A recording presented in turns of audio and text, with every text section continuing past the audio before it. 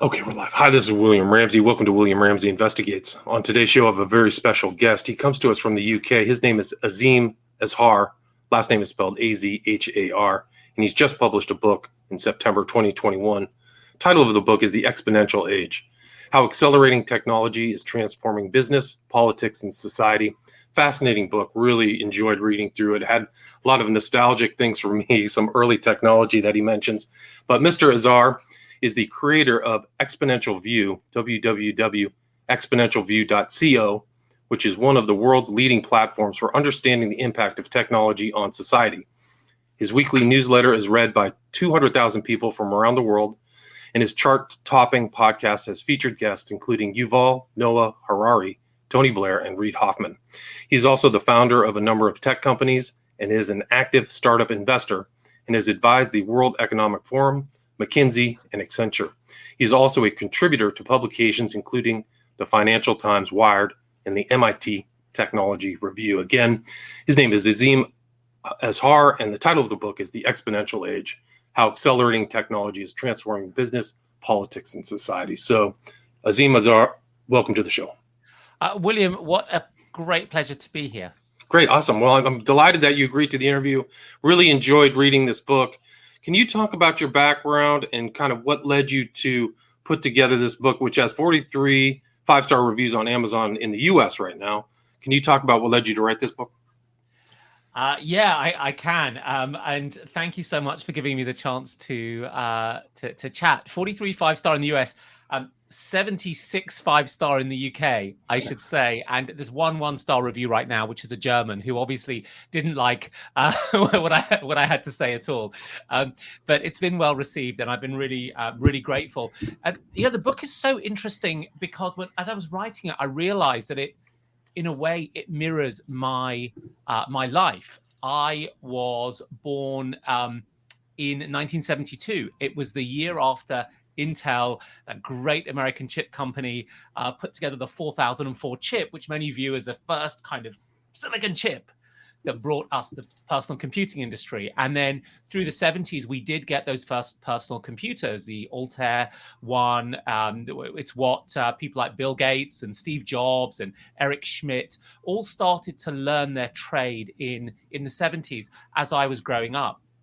And so I grew up alongside a couple of computers, and they started to make their way into popular culture. You'd see C3PO, of course, and then in 1983, Matthew Broderick in War Games, where he accidentally nearly blows up the planet. And I was lucky to get a computer when I was 9 years old.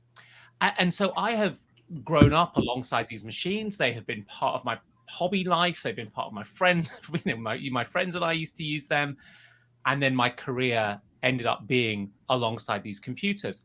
But the second aspect to this, and it comes up in the book, is that I was actually born in Zambia, which is a sub-Saharan country, 4,000 or 5,000 miles south of the UK, where my dad was out there helping build sort of economic government institutions, because Zambia had just got its independence from the UK. I mean, it achieved that 180 years or so after America was able to do that.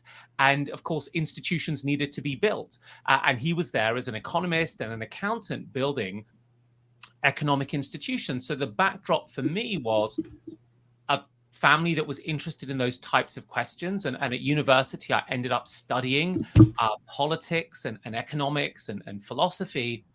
And that backdrop of impact on society was also there alongside the technology.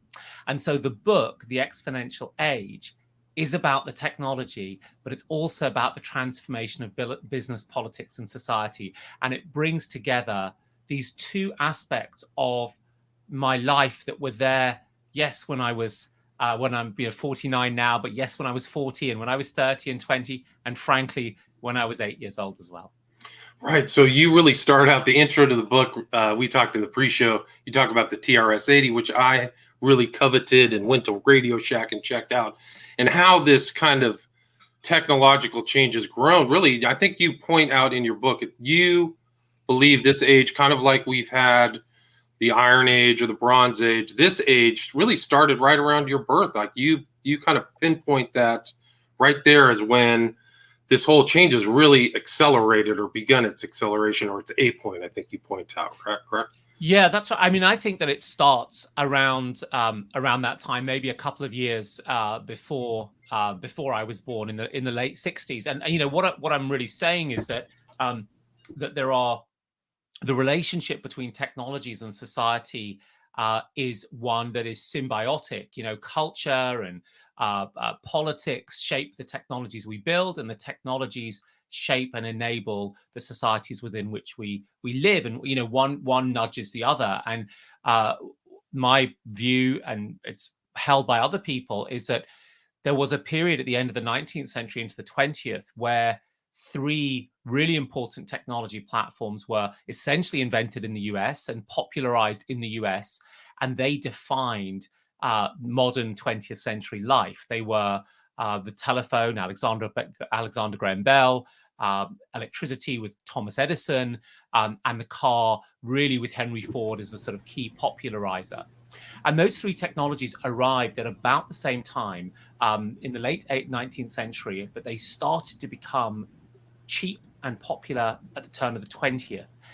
And they changed the way we lived in cities. They changed the way we manufactured things. We went from artisanal manufacture to mass production and factories. And with that, with wage salaried work, and with that, with higher wages for the blue collar employee, we discovered the blue collar in the first place. We then introduced the weekend, all intimately connected to that interplay between these technologies and society. And what I contend in the book, William, is that that modern industrial age, which determined the 20th century, it described our geopolitics. It was why oil was so important.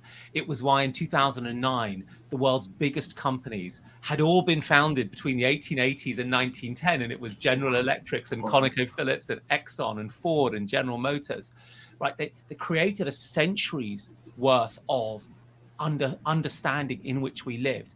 And my contention is that there were new technologies that have started to emerge that behave differently, that will redesign the way businesses work, and with that, how our daily lives operate, and what matters to us in society, and how we express that through our politics.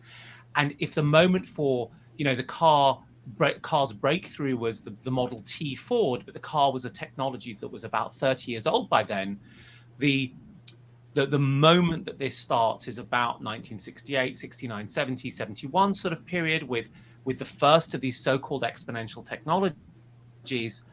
And that since then it's been accelerating, and that it's not just about computing, it's about a number of other technologies that will redefine the 21st century and create the next set of generational winners, but also change the way politics and society and our daily lives work. Right, and it already has kind of already done that. And you talk about, like, your introductory chapter. For people who don't know, you introduce these concepts maybe people in the technology industry know, which is Moore's law and also Wright's law. Can you explain those, because I think they're very instructive in describing the exponential age?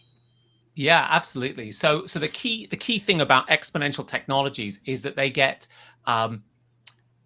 much cheaper, or perhaps a better way to say it is that the price performance constantly improves. So if you think about a computer, what you want is computing power, which we often measure in operations per second. And a computer will typically, for the same dollar, every couple of years, you'll get twice as much computing power. It's why our iPhones today can do so much more than our PCs could just 5 years ago. And that relationship is called Moore's law, and it was identified by Gordon Moore, the founder of the great American chip company Intel, back in the mid 60s.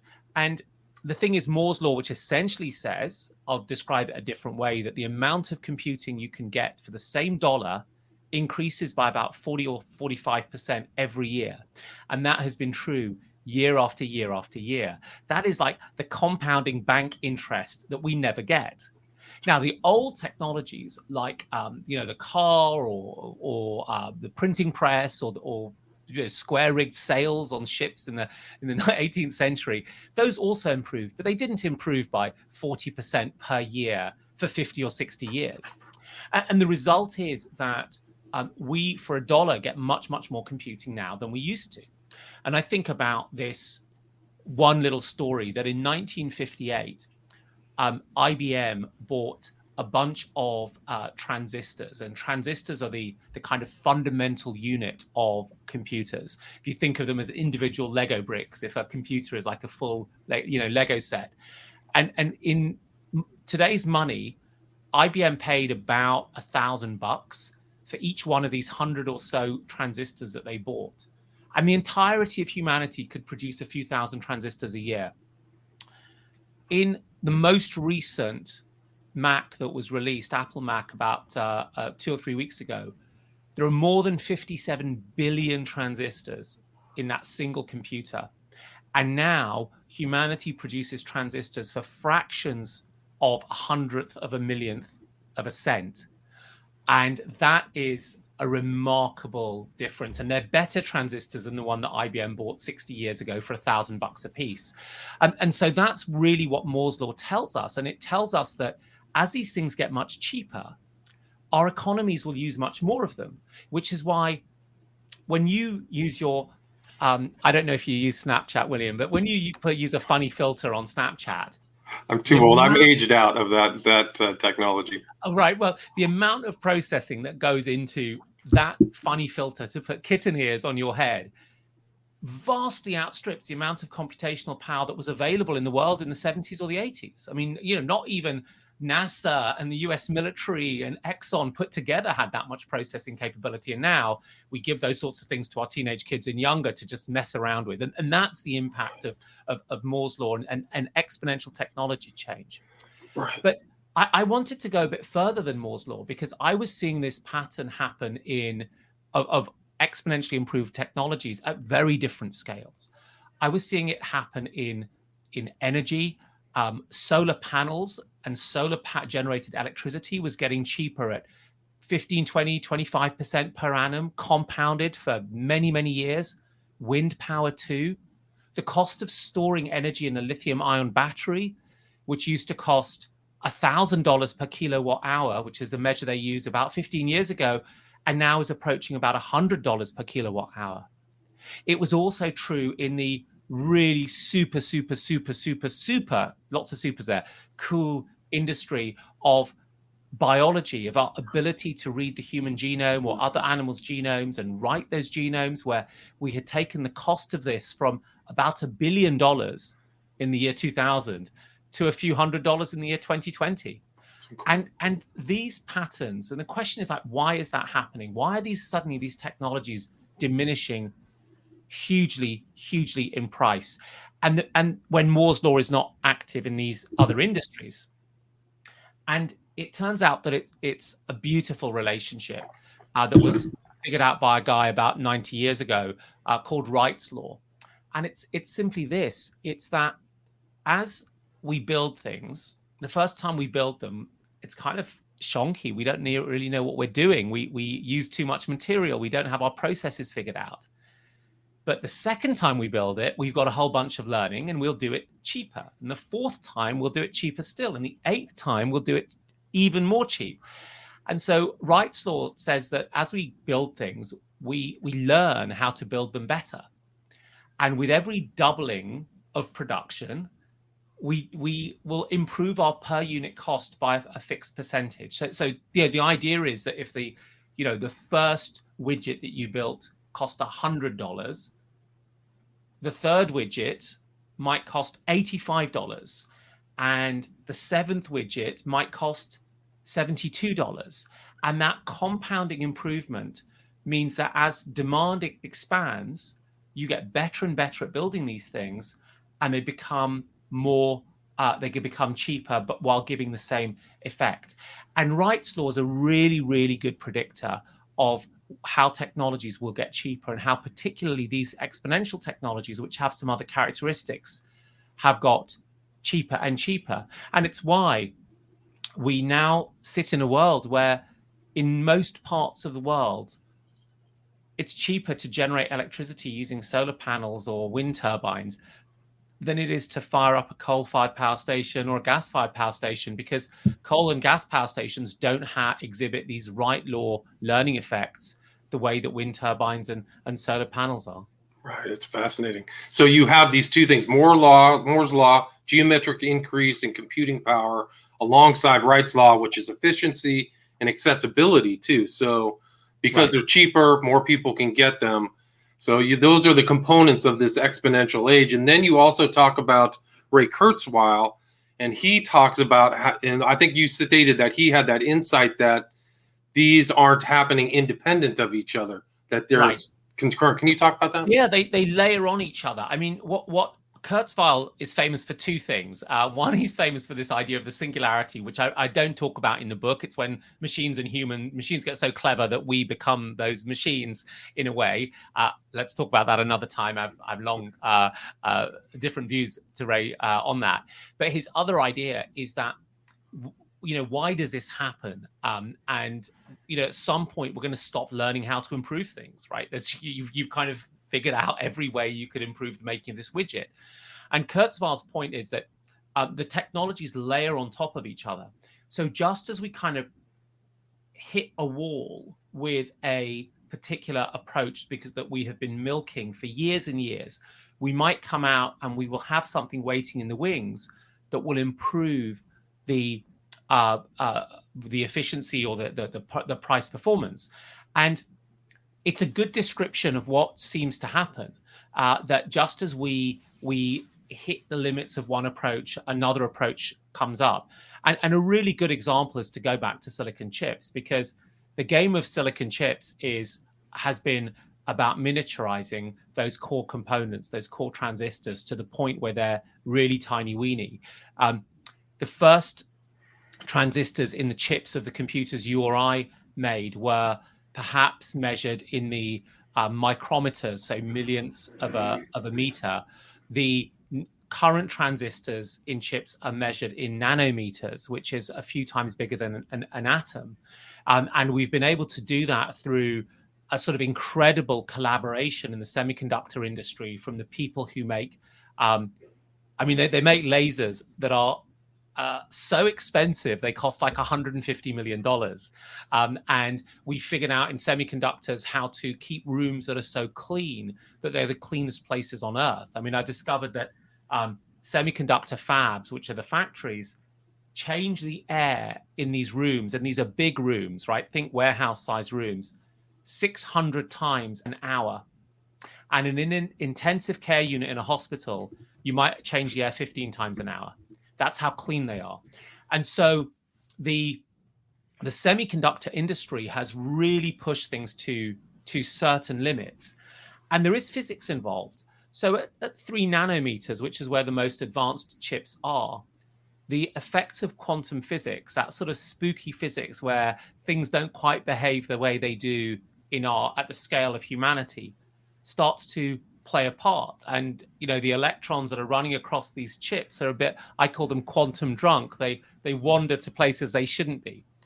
And so for many years, probably about a decade, scientists were worried that Moore's law was going to peter out, that this thing that had driven all this benefit in the IT industry from all the computers and the smartphones and the home shopping and so on was going to hit a wall, because we just couldn't get these chips any smaller. If we couldn't get them smaller, we couldn't get them faster, and we couldn't get them cheaper. And yet the chips are getting faster. And not only are they getting faster, in the last decade, we made breakthroughs in the field of machine learning, or what is commonly called artificial intelligence. And machine learning systems are just desperate for computation. They want computing power, not just 10 times more than our old applications, but 1,000,000 times more. So then you have this curious thing. It's like, well, Moore's law is kind of running into the limits of physics. And now here's this new application called machine learning that wants 1,000,000 times more computing. How are we going to cross that bridge? And what happened is, I think, a thing that Kurzweil describes would happen, and he described it 20 years earlier. The industry figured out that these AI systems needed a different type of chip. And the chips they used got fast, but were only really fast for AI calculations, not for other calculations. And you didn't need to use this miniaturization strategy that had driven Moore's law for 50 or 60 years.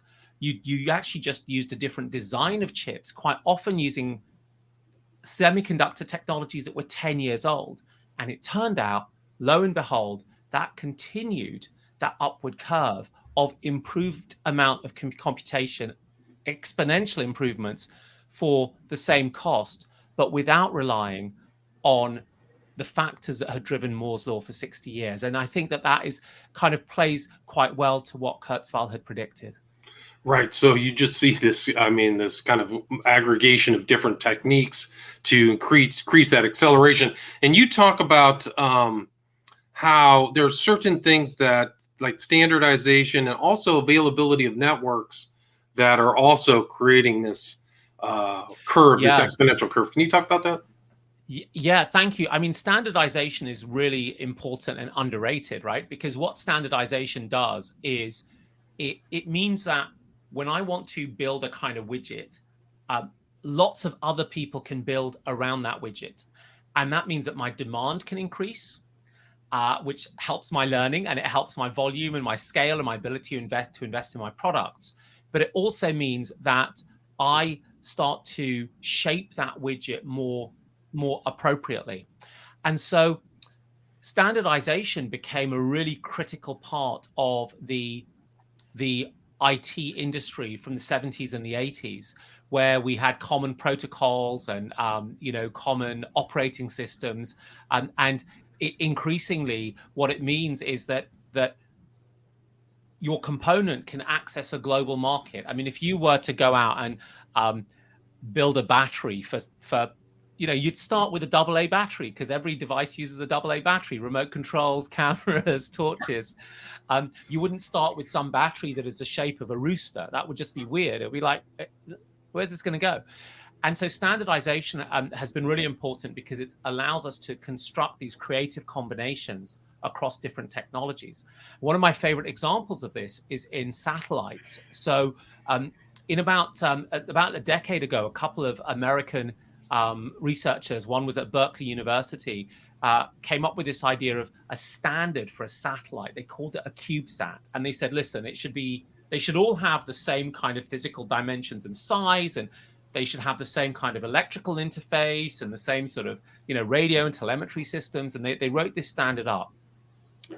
And what happened was that it became so easy for other people to build to this, that our picture of what satellites look like, which for me as a child of the 80s, right, was the space shuttle in all its beauty, pushing out this big, complicated thing the size of a coach or a bus with gold-plated solar panels, has been replaced by these things that weigh like 15 pounds, and they're about the size of half a baseball bat, and they're the ones that are up in space. And that was standardization, which enabled combinations, and it allowed satellite manufacturers to start to use common components that were driven down in price because they were used at scale elsewhere in the tech industry. And that is kind of amazing. And that has been the driver, right, of standardization. Right, and then the second piece is networks, right? Should I chat about? Yeah, networks? Please do. Yeah, please talk about that. Okay, so then the other thing is, what are the things that drive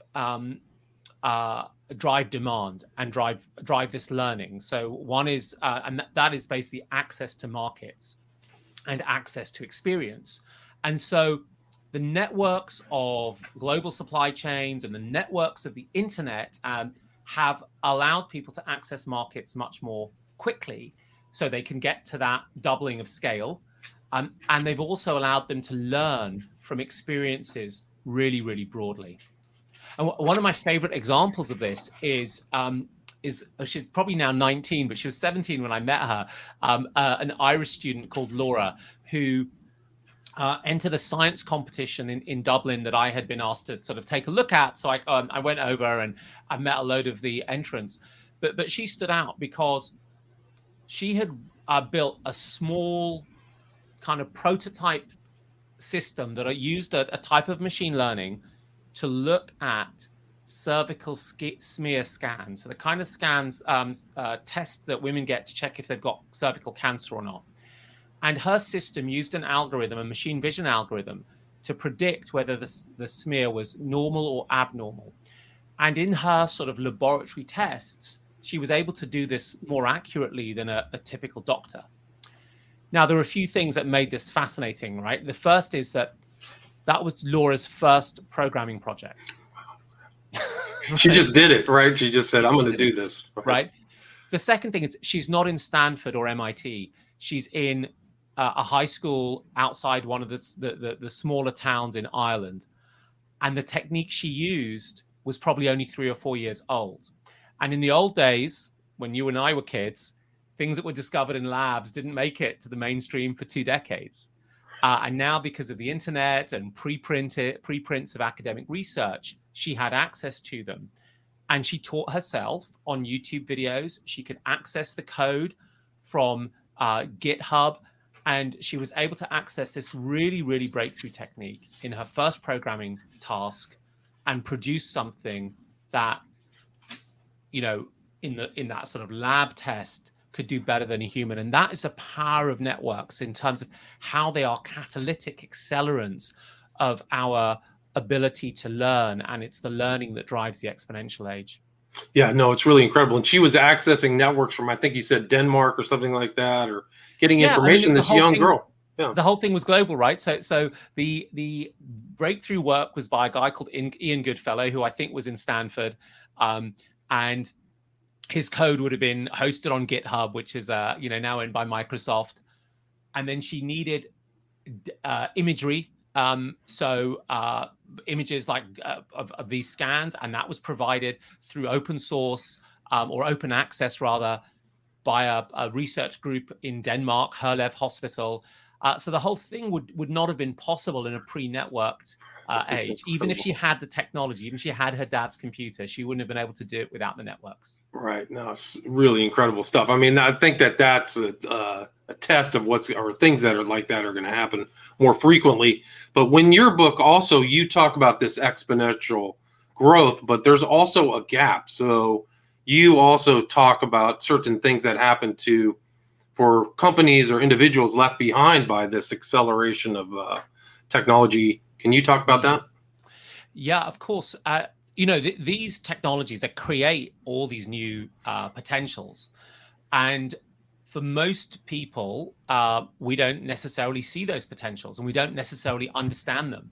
For the companies and organizations who do, they can immediately benefit from them. And the question is, why don't we? And I argue that we have a particular blind spot towards these fast-changing exponential techniques. You were saying, oh, well, I don't use Snapchat. It's sort of beyond me. And, I totally empathize. I said Snapchat to try and sound cool because my kids are teens and so on, right? I'm still literally on LinkedIn and Twitter and, you name it. And so one question is, why do we, how easy is it to understand this pace of change? And there are loads of evidence that demonstrates that we can't do that. We don't grok it because we don't live in a world that naturally has exponentials that we visualize, right? And so I tell a story about Wembley Soccer Stadium in the UK, right? You can stick an American Madison Square Garden or something as an example, and I say, look, let's play this game, right? You're in the top row in the bleachers in Wembley.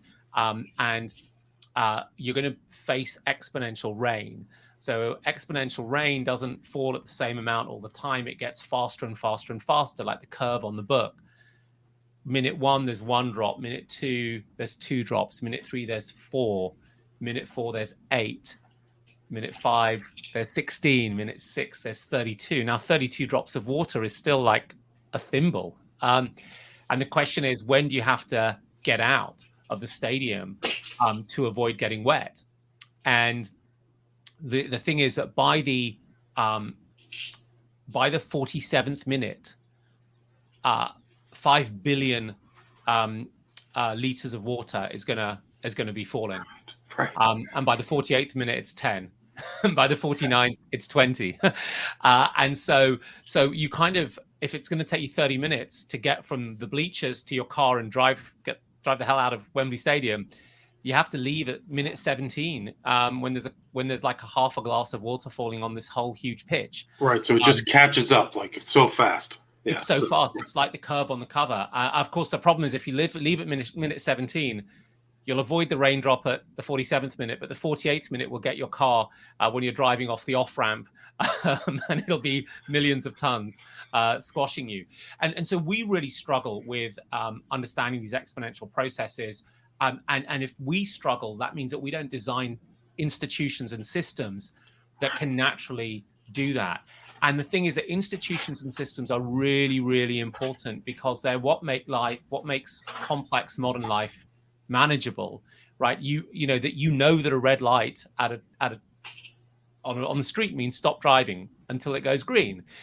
You know what the law says you can and can't do. You know what customs and arrangements are when you get to the dinner table, and institutions, whether they're really formal things like the Fed or the SEC or their laws, or they're just kind of European Union, for example. The European Union, right? Or they're just kind of commonly understood behavior patterns. So I don't know if this happens in the US, but in the UK, when you play Monopoly and you get fined, people put the fine in the middle, right? And if you land on free parking, you get the fine. Well, that's not in the rules, right? That is an institution that lives above the rules.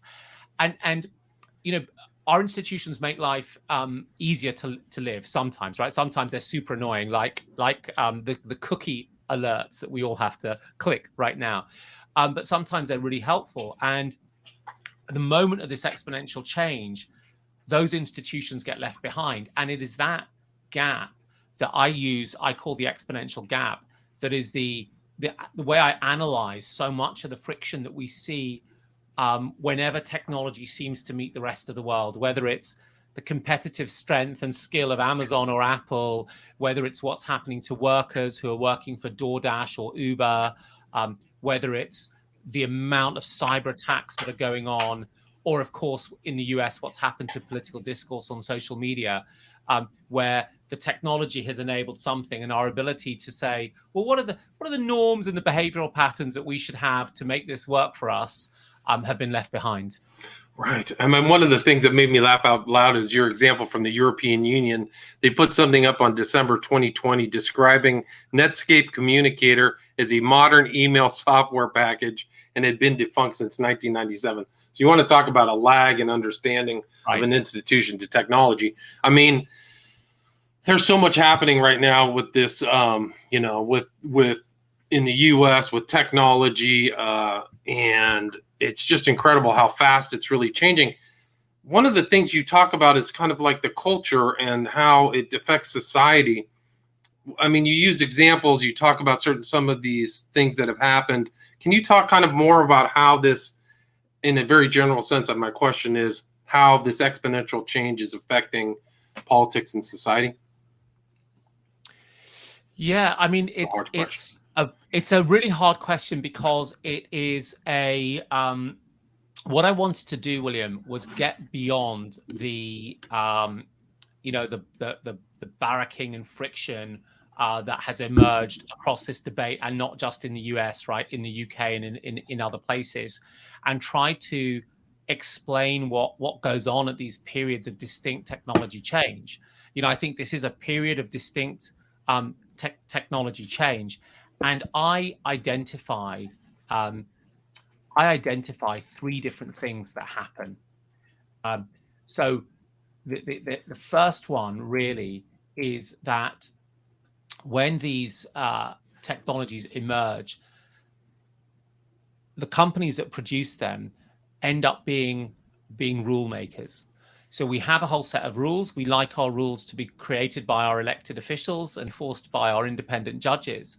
But in fact, what ends up happening is that the technology companies, and I don't just mean the big five, end up determining what the rules are. A simple example is just the way in which websites are now put together in order to be found on Google constrains the way people can design websites, right? Google has effectively said this is the only way to do it. And there's not much difference between them insisting on that and my knowing that if I park on the left-hand side of my road on a Tuesday, I will get a ticket. It's like, there's not that much of a difference, right? And, lawyers use this Latin phrase, de facto versus de jure, like it's a de facto law. So the first thing that happens is that there are these private rule makers, and they have a lot of power. And too much power, is always kind of problematic.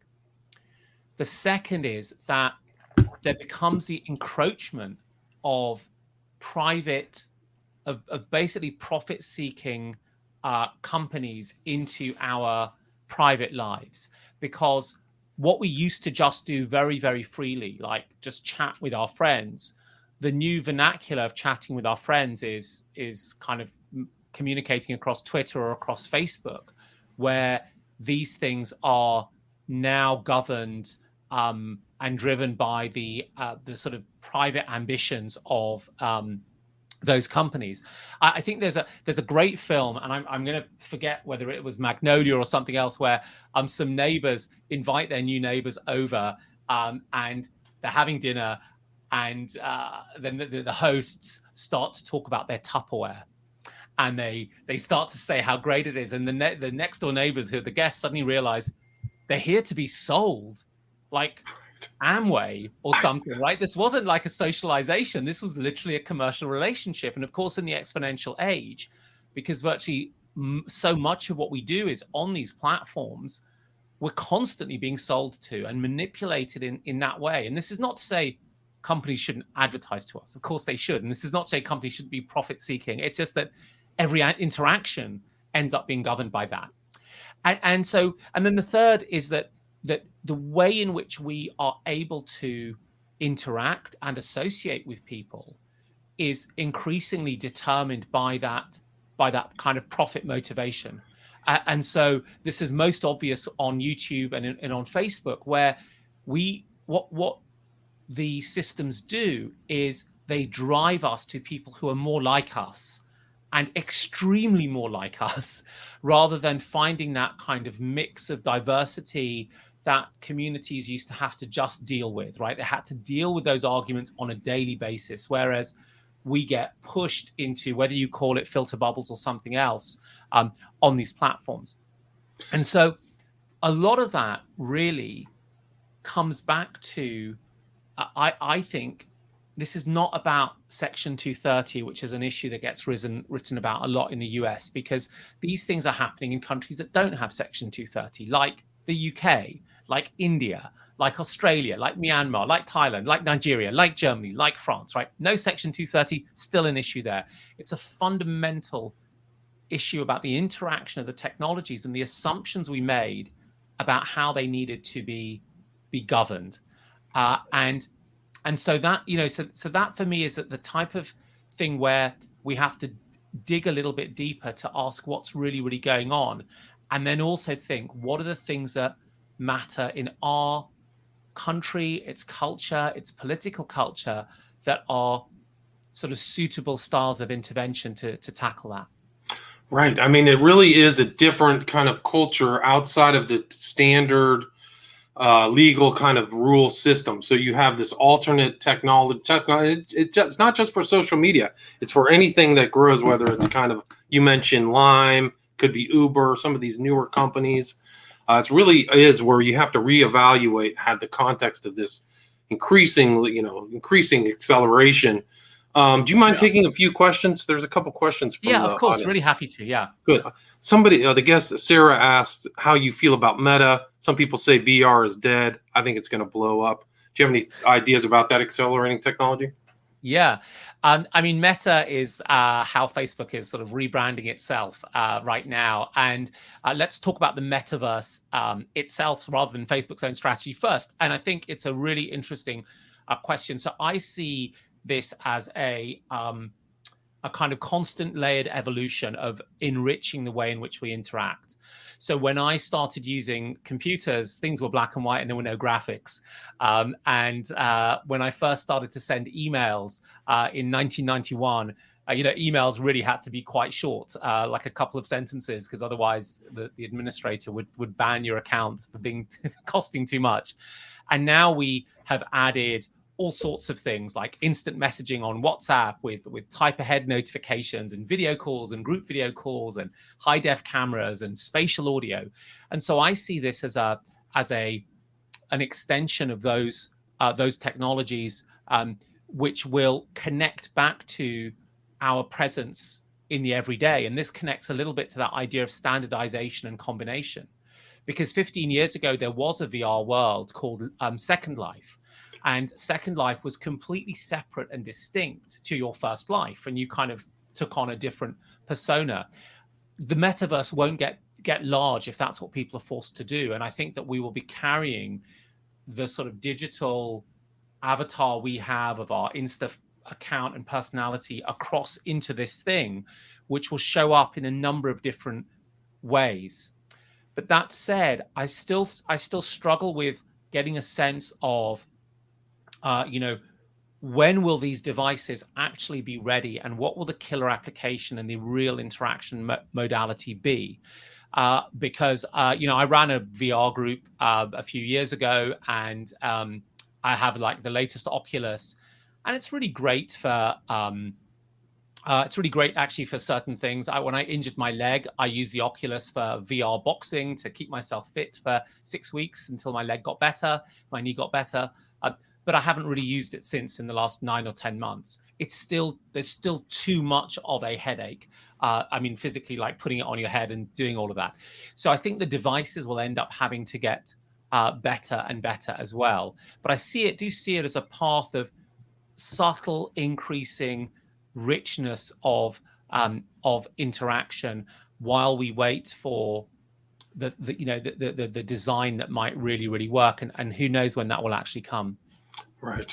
Yeah. Good answer. And another question from Lee. He asked how the NFT market and crypto data processing will affect the exponential age. Do you have any thoughts on that? Yeah. Well, I love observing what's happened in crypto and NFT, because they are evidence to the point that things are getting faster and faster, and that markets can create and resources can pour into them, and innovation can happen really, really rapidly. So I think the crypto market becomes a really important new platform over the coming decades, because what crypto allows us to do is it allows us to build computer systems that are more decentralized, more distributive, and in a way more participatory than the traditional computer systems that we have. And while it's really exciting, we are still very, very much early in the game. And I think it's important to separate out things that could be interesting and speculative early on. And I don't mean that in any kind of negative way, right? There's lots of interesting things that were speculative, but much more that the real excitement about crypto is going to come from figuring out,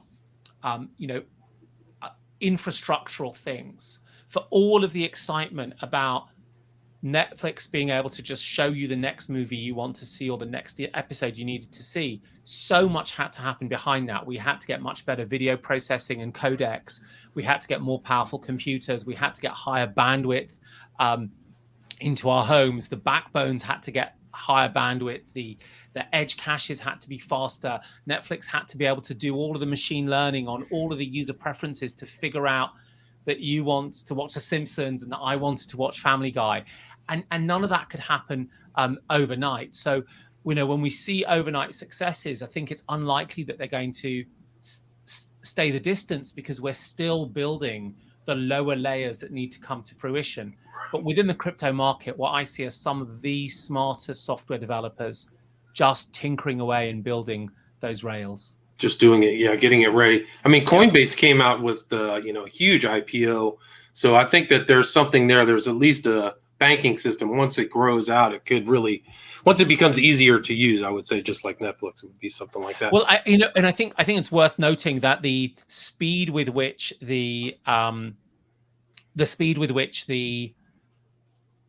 Bitcoin adoption and crypto adoption is taking place is really, really surprising and stellar, and it's a kind of vertical curve.